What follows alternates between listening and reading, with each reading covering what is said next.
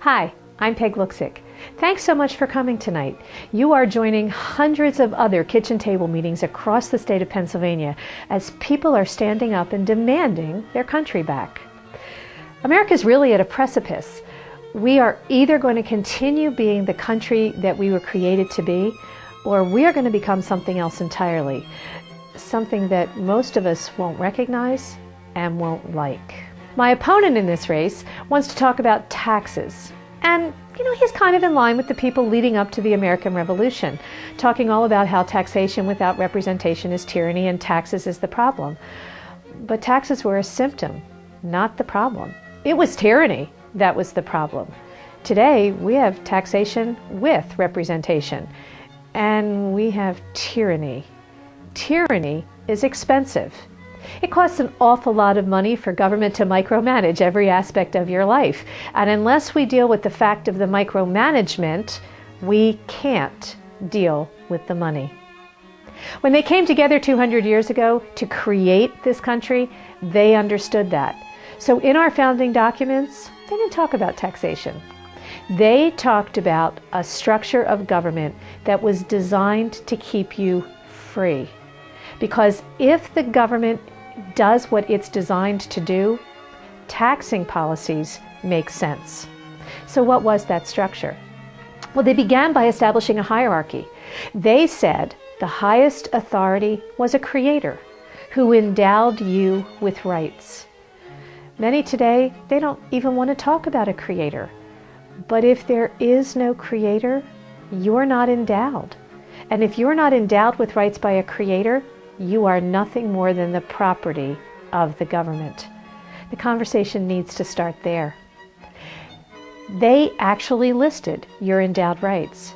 They said you have the right to live, to be free, to prosper, and that the reason that you create a government is to protect the rights that you were endowed with. In other words, government's the hired help to protect the rights that citizens receive from their creator. As long as we follow that hierarchy, things make sense. But in recent years, the government wants to flip the hierarchy. They want to be the top rung on the ladder, not the bottom rung on the ladder. And if we don't address that fallacy, we can't fix any of the fiscal issues either. It's like the fiscal issues are the symptom of a government run amok. Now, if you went to the doctor and said you had pneumonia and he gave you cough medicine but no penicillin, you wouldn't cough all the way to the coffin because the disease had not been addressed or corrected. At this place in our history, we need to address the disease. The disease has a name. It's called tyranny, and we need to stand firm against it. Now, there's a recipe for that. When they came together after the revolution had been won and said, okay, how do we create a government that protects freedom, that keeps the desire of government to move toward tyranny at bay? How do we do that? They wrote a manual. We call that the U.S. Constitution. As long as we follow it, the freedoms we were endowed with remain protected. And the key to the Constitution is where government operates. Government is always supposed to be the most local, so that decisions are made at the level of government that's closest to you. Why? So that your voice matters.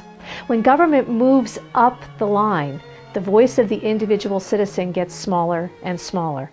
So by the time you get to Washington, your voice isn't nearly as loud.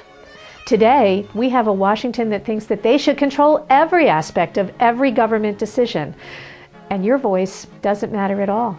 Look what happened in the recent healthcare debates, where thousands of citizens came and met senators and representatives who hadn't read the bill, didn't know what it said, and were totally uninterested in interacting with or responding to the concerns of American citizens.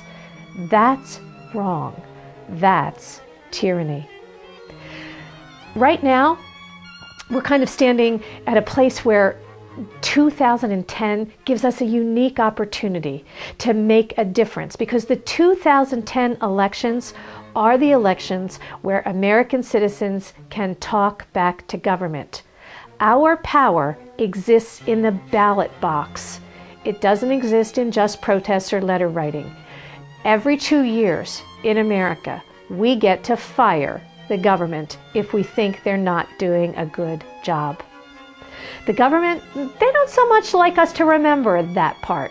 So they try really hard to convince us that only Washington insiders, only people who play by the Washington rules, only people who go to the Washington special interests to receive millions of dollars to protect the Washington special interests are worthy to be elected. It's sort of like at the beginning of the American Revolution. Britain defined the rules of engagement.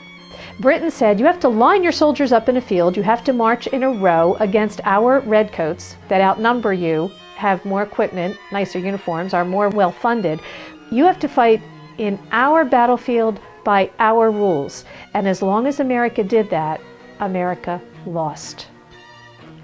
But then people like Ethan Allen of the Green Mountain Boys and the Swamp Fox of the Carolinas came along and said, wait a minute, why are we fighting by their rules?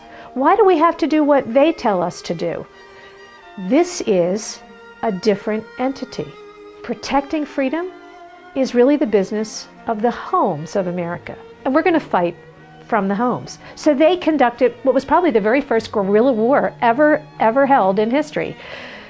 Today in 2010, I'm the guerrilla warfare candidate.